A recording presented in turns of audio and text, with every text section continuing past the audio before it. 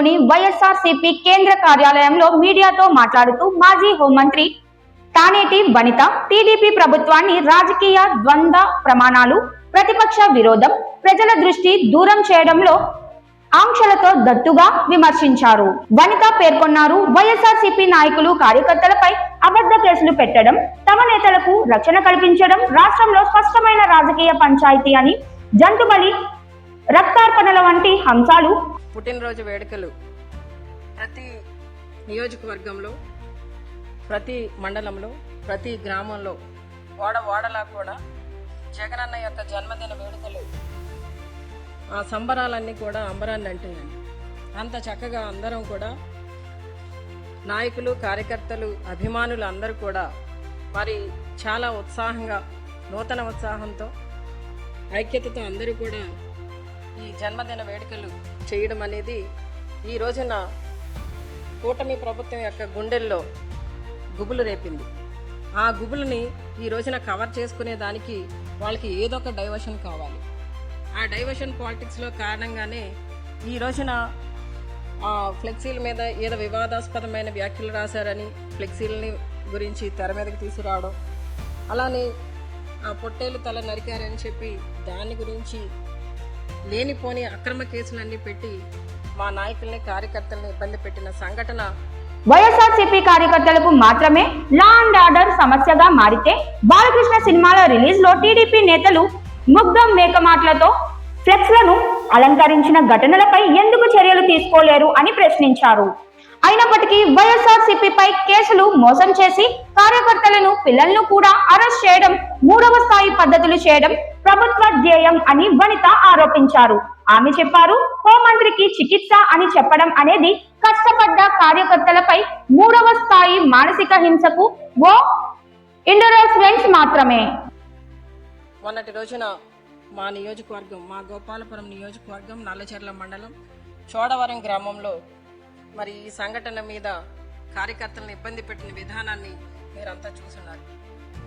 నిజంగా ఈ రోజున చిన్న చిన్న కార్యకర్తలు, నాయకులు వాళ్ళంతా కూడా మా నాయకుడు జగనన్న యొక్క పుట్టినరోజు సందర్భంగా వారు ఉత్సాహంగా, స్వచ్ఛందంగా ఫ్లెక్సీలు వేసుకోవడం, సంబరాలు చేసుకోవడం, వారి ఆనందాన్ని వ్యక్తం చేయడం ఇవన్నీ కూడా జరిగాయి. ఈ రోజున వాళ్ళని ఇబ్బంది పెట్టే విధంగా వాళ్ళ మీద తప్పుడు కేసులు పెట్టి, అక్రమ కేసులు పెట్టి, వాళ్ళని పోలీస్ స్టేషన్కి రప్పించి, వాళ్ళ మీద 3rd డిగ్రీ ప్రయోగించి, వాళ్ళని కోర్టుకి సబ్మిట్ చేసి, మళ్ళీ కోర్టుకి వెళ్ళినప్పుడు మేము మీ మీద 3rd డిగ్రీ ప్రయోగించామని చెప్పి మీరు చెప్పడానికి వీల్లేదని చెప్పి వాళ్ళని భయపెట్టి, భయభ్రాంతులను చేసి ఈ రోజున వాళ్ళని అంటే మానసికంగా హింసిస్తూ, అంటే ఏదో టెర్రరిస్టుల లాగానో, లేకపోతే ఏదో భయంకరమైన నేరాలు చేసినట్టు, లేదా ఇబ్బందికరమైన సంఘటనలో వాళ్ళు పాత్ర ఉన్నట్టు నల్లజర్ల మండల హెడ్ క్వార్టర్లో నడి రోడ్డు మీద పోలీస్ స్టేషన్ నుండి ప్రభుత్వ ఆసుపత్రి వరకు కూడా దాదాపు 1 కిలోమీటర్ వరకు కూడా నడి రోడ్డు మీద నడిపించిన సంఘటన మా నియోజకవర్గంలో చోటు చేసుకుంది. వనిత ఇంకా చెప్పింది, ప్రభుత్వం ప్రజల కోపాన్ని దూరం చేయడానికి, వైఎస్ఆర్సీపీని చెడ్డవాడిగా చూపించడానికి వివాదాలు తయారు చేస్తున్నది. అమరావతి రైతులపై 19 నెలల్లో కూడా వాగ్దానాలు నెరవేర్చని వైఫల్యం, మహిళలపై దాడులు, బాలలపై క్రైమ్లు ప్రభుత్వ నిర్లక్ష్యం ప్రతిఫలంగా ఉంటున్నాయని ఆమె అన్నారు. అయినా వైఎస్ఆర్సీపీ కార్యకర్తలపై పెట్టిన అబద్ధ కేసులు కోర్టులో నిలవవని, ఇప్పటికే జైలుకు చేరిన కార్యకర్తలకు బయలు ఇచ్చిన ఉదాహరణలతో ఇది స్పష్టమని ఆమె గుర్తు చేశారు. ప్రతి రాజకీయ హరాస్మెంట్ కు పరిణామాలు ఉంటాయి. వైఎస్ఆర్సీపీ నేతృత్వం ఆ కార్యకర్తలతో ఉన్నదని ఆమె పేర్కొన్నారు. వీడియోలు, సోషల్ మీడియాలో లీక్లు, టీడీపీ ఛానల్స్ లో ముందస్తు ప్రచారం అన్ని రాజకీయ పన్నాహం అని, పోలీసులు ప్రజల సేవలో పనిచేయాలని, రాజకీయ ఒత్తిడి కింద కాకుండా స్వతంత్రంగా వ్యవహరించాలని వనిత డిమాండ్ చేశారు. 20 తలలతో కూడిన పొట్టేలు దండ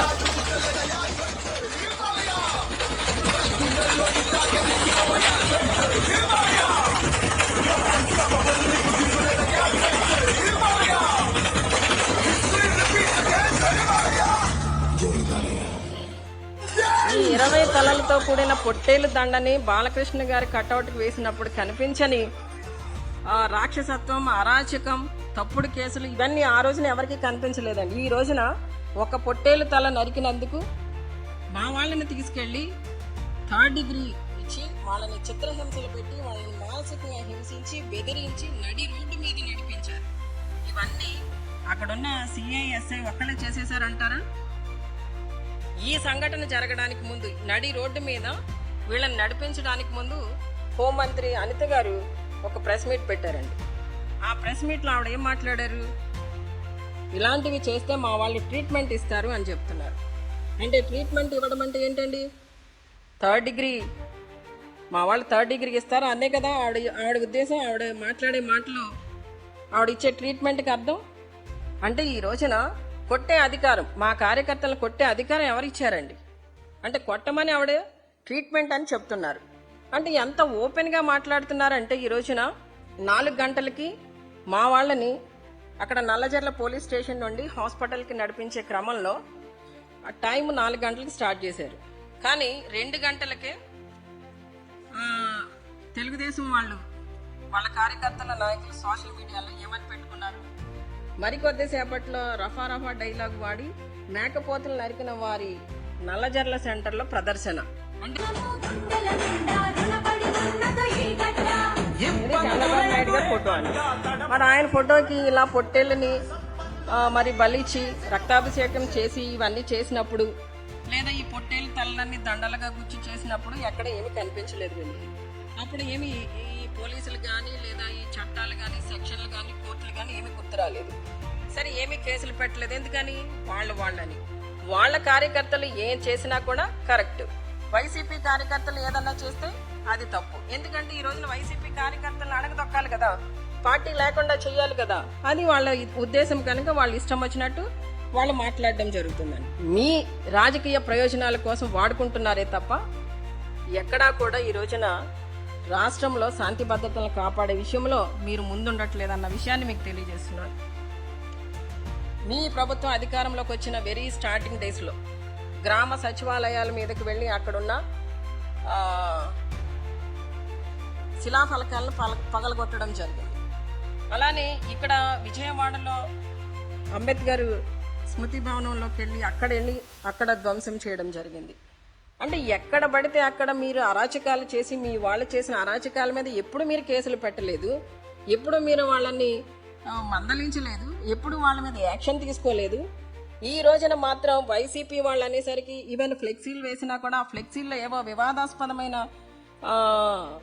పదాలు ఉన్నాయని చెప్పి దాన్ని కూడా పెద్దగా చేస్తూ ఈ రోజున వాళ్ళని పోలీస్ స్టేషన్లను తీసుకువెళ్ళడం, అరెస్ట్ చేయడం, మళ్ళీ కోర్టుకి సబ్మిట్ చేయడం ఇవన్నీ జరుగుతున్నాయి. చేసిన దానికి వీళ్ళు పెట్టిన సెక్షన్స్కి ఎక్కడ పొంతన లేదు కనుక వీళ్ళు బయటికి వెళ్ళడానికి అర్హులే అని చెప్పి కోర్టు ఇచ్చిన బెయిల్ని బట్టి అర్థమవుతుంది. కాబట్టి ఇక నుండైనా ఈ పోలీస్ వ్యవస్థ ప్రజలకి అండగా నిలబడాలి. ప్రజలకి వాళ్ళకి ఏమి ఇబ్బంది వస్తే, వాళ్ళు ఏమి ఇబ్బంది పడుతుంటే వాళ్ళకి ఏమి రక్షణ కల్పించాలే తప్ప ఇలా అధికార పార్టీ నాయకులకి సంబంధించి వాళ్ళ గుప్పెట్లో ఉండి వాళ్ళ కార్యకర్తలుగా పనిచేసి ఈ రోజున ఎలా ఉందంటే అండి, వైసీపీ నాయకులు కార్యకర్తలు ఏదైనా ఇబ్బంది పడి పోలీస్ స్టేషన్కి వెళ్ళి మాకు ఇబ్బంది కలిగిందండి యాక్షన్ తీసుకోండి అని ఏదైనా కంప్లైంట్ ఇస్తే తీసుకునే పరిస్థితి లేదు. అక్కడ తీసుకోవట్లేదు, సరికదా సమాధానం చెప్పే పరిస్థితి లేదు. అదే టీడీపీ నాయకులు, ఆ కూటమి ప్రభుత్వం నాయకులు ఎవరైనా ఫోన్ చేసి మీరు వాళ్ళ ఇంటి మీదకి వెళ్ళి వాళ్ళ లోపల వేయండి అంటే 2 నిమిషాల్లో వెళ్ళి తీసుకొచ్చి లోపల పెట్టేస్తున్నారు. దానికి కంప్లైంట్ ఉండక్కర్లే, రీజన్ ఉండక్కర్లే. అంటే వీళ్ళు కార్యకర్తల కన్నా దారుణంగా పనిచేస్తున్నారు. ఈ పరిస్థితి పోలీస్ వ్యవస్థలో మారాలి. వీళ్ళు భయపడి పనిచేస్తున్నారో మరి భక్తితో పనిచేస్తున్నారో నాకు తెలియదు కానండి. ఈ రోజులా ఉండదు, రోజులు మారతాయి. ఖచ్చితంగా రాబోయే రోజులు ప్రజలకి మంచి చేసే రోజులు. మళ్ళీ ఈ రాష్ట్రానికి జగనన్న ముఖ్యమంత్రి కావడం అనేది తథ్యం. ఖచ్చితంగా మళ్ళీ మంచి రోజులు వస్తాయి. ప్రజలందరికీ కూడా న్యాయం జరుగుతుంది. ముఖ్యంగా వైసీపీ కార్యకర్తలు, నాయకులు అందరూ కూడా ధైర్యంగా ఉండండి. ఎలాంటి ఇబ్బందులు వచ్చినా కూడా తట్టుకుని నిలబడే శక్తి జగనన్న మనకి ఇచ్చారు. ఆ ధైర్యాన్ని మనకి ఇచ్చారు కనుక జగనన్నతో మనం నడుస్తున్నప్పుడు ఎలాంటి ఇబ్బందులు వచ్చినా, ఎన్ని ఇబ్బందులు వచ్చినా కూడా తట్టుకుని నిలబడదాం. అలానే ఈ రోజున ప్రతి ఒక్కరూ కూడా ఎవరైతే ఇబ్బంది పడ్డారో మన డిజిటల్ బుక్ ఉంది, దాంట్లో నోట్ చేయండి. ఖచ్చితంగా మనం అధికారంలోకి వచ్చిన తర్వాత మనం సమాధానం చెప్తాం. మీరంతా కూడా ధైర్యంగా ఉండాలని మీ అందరికీ కూడా